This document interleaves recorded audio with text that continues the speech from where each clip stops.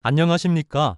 여러분, 세상이 말하는 행복을 쫓아 열심히 달려왔는데 문득 멈춰서 보니 마음이 텅 비어 있는 듯한 느낌. 혹시 느껴보신 적 있으신가요? 더 많이 갖고, 더 높이 올라가야만 행복하다고 믿는 세상 속에서 우리는 끝없는 경쟁에 지쳐가고 있습니다. 겉으로는 화려해 보여도 마음속으로는 진정한 행복이 무엇인지 끊임없이 고민하게 되죠. 오늘 저는 여러분과 함께 불교의 지혜를 통해 물질적 풍요가 아닌 마음의 평화에서 오는 진정한 행복을 찾아보는 시간을 가지려 합니다. 불교는 고통의 원인을 바로 집착이라고 말합니다. 우리가 무언가를 소유하려는 욕망 혹은 특정 상황이 영원하기를 바라는 마음이 모든 고통의 시작이라는 것이죠. 예를 들어 어릴 적 좋아하던 장난감이 부서졌을 때 느꼈던 슬픔이나 사랑하는 사람과의 헤어짐에서 오는 고통 모두 그 대상에 대한 집착에서 비롯됩니다. 하지만 집착이 사라진 자리에는 놀랍게도 진정한 행복이 싹틉니다. 이는 최신 심리학 이론 중 하나인 수용전념 치료와도 깊이 맞닿아 있는데요. 이 치료법은 고통스러운 생각이나 감정을 억지로 바꾸려 하기보다 있는 그대로 받아들이고 자신의 삶의 가치에 따라 행동하는 것에 초점을 맞춥니다. 불교에서는 모든 것은 변한다는 무상 위진리를 깨닫고 집착에서 벗어나는 수행을 강조합니다. 마치 손에 쥔 모래를 꽉 쥐면 쥘수록 모래가 손가락 사이로 빠져나가고 결국 아무것도 남지 않는 것처럼 말이에요. 하지만 손에 힘을 빼고 모래를 그대로 두면 그 눈에 모래는 잠시나마 손바닥 위에 그대로 머물러 있죠. 우리의 마음도 이와 같습니다. 행복을 꽉 붙잡으려 할수록 오히려 고통은 커지고 마음에 힘을 빼고 모든 것을 자연스럽게 흘려보낼 때 평화가 찾아옵니다. 2024년 글로벌 행복 보고서에 따르면 한국의 행복 지수는 경제협력개발기구 OECD 국가 중에서도 낮은 순위에 머물러 있습니다. 우리는 분명 과거에 비해 물질적으로 풍요로운 삶을 살고 있는데 왜 행복을 느끼지 못하는 걸까요? 이는 우리가 행복을 외부의 조건, 즉 돈, 명예, 성공과 같은 곳에서만 찾으려 했기에 때문일지도 모릅니다. 외부의 행복은 영원하지 않고 한때의 만족일 뿐입니다. 진정한 행복은 언제나 우리 마음 안에 있습니다. 그렇다면 불교는 구체적으로 어떤 방법으로 우리에게 행복에 이르는 길을 제시할까요? 불교의 수행법은 단순히 종교적인 의식을 넘어 우리 마음을 훈련하는 체계적인 과정입니다. 첫 번째는 명상입니다. 호흡이나 신체의 감각에 집중하는 명상은 불교의 핵심 수행법 중 하나입니다. 끊임없이 떠오르는 수많은 생각과 감정의 실체가 나 자신이 아님을 깨닫는 것. 그리고 그저 흘려보내는 연습을 하는 것이죠. 마치 맑은 연못의 빛이 구름과 같아서 구름이 아무리 변해도 연못은 그대로 고요합니다. 두 번째는 자비심입니다.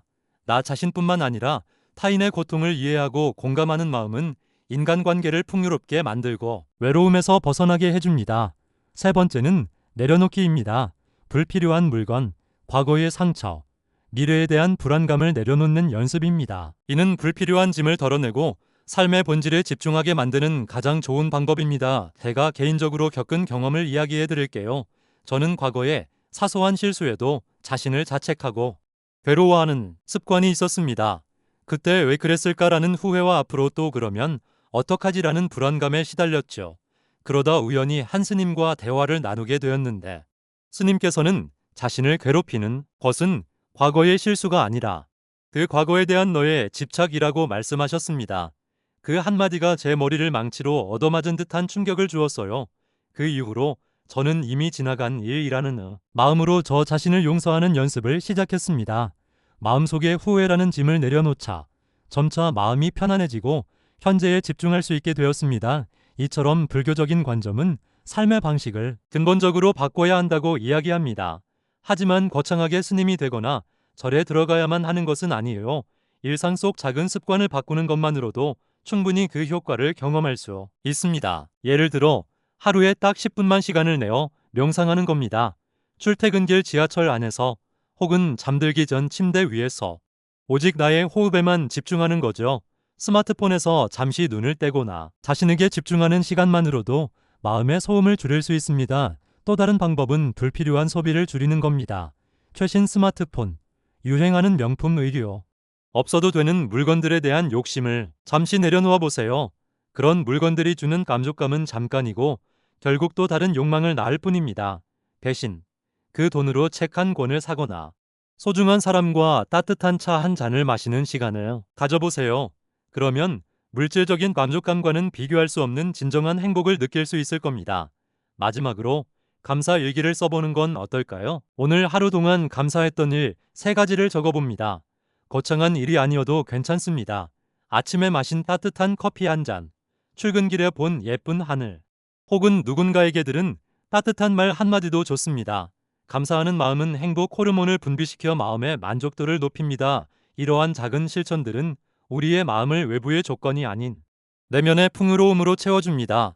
비유하자면 외부의 행복은 일회용 배터리와 같아서 금방 방전되지만 내면의 행복은 태양열 발전기와 같아서 스스로 빛을 만들어내고 끊임없이 에너지를 충전합니다. 다시 한번 강조하고 싶습니다. 불교적인 관점에서 바라보는 행복의 조건은 외부의 소유나 성취에 있지 않습니다. 불필요한 집착을 내려놓고 있는 그대로의 자신과 삶을 받아들일 때 비로소 진정한 평화와 행복을 찾을 수 있습니다. 불교의 지혜는 2600년이 지난 오늘날에도 여전히 우리 삶의 고통에 대한 명쾌한 해답을 제시합니다. 혹시 여러분은 어떤 것에 집착하고 있나요? 돈, 명예, 혹은 완벽한 모습. 그 집착을 내려놓고 마음의 평화를 찾아보세요. 행복은 멀리 있는 것이 아니라 바로 당신의 마음 안에 있습니다. 마음의 평화를 찾는 여정은 한 번에 완성되는 것이 아니라 매일매일이 작은 노력이 쌓여 이루어집니다. 마치 매일 한 걸음씩 걷다 보면 어느새 먼 길을 온 것처럼 말이죠. 불교에서는 이러한 마음의 훈련을 수행이라고 부릅니다. 수행은 고통을 없애는 마법이 아니라 고통을 다루는 지혜를 배우는 과정입니다. 우리가 삶에서 겪는 고통은 크게 2가지로 나눌 수 있습니다. 첫째, 피할 수 없는 고통입니다. 예를 들어 사랑하는 사람과의 이별, 나이 듦, 질병과 같은 것들이죠. 둘째, 피할 수 있는 고통입니다. 이는 앞서 말한 피할 수 없는 고통에 대한 우리의 저항, 즉 집착에서 오는 고통입니다. 불교는 피할 수 없는 고통 자체를 없애려 하기보다 그 고통에 대한 우리의 반응을 다루는 법을 가르칩니다. 예를 들어볼까요? 사랑하는 사람과 헤어졌을 때 우리는 왜 나한테 이런 일이 생겼을까 라며 분노하고 슬퍼합니다. 이별 자체는 피할 수 없는 고통이지만 그 고통에 대한 저항과 분노는 우리가 스스로 만들어내는 고통입니다. 이때 불교적 지혜는 우리에게 이렇게 속삭입니다. 이별이라는 현상도 결국 무상한 것, 언젠가는 사라질 감정일 뿐이다. 이별의 고통을 있는 그대로 인정하고 받아들일 때 비로소 마음은 평온해지고 새로운 시작을 할 수 있는 힘을 얻게 됩니다. 이러한 내려놓음의 연습은 우리의 내면에 자유라는 공간을 만들어줍니다. 우리는 종종 우리 마음속에 떠오르는 생각과 감정을 마치 절옹성처럼 굳건한 사실이라고 믿습니다.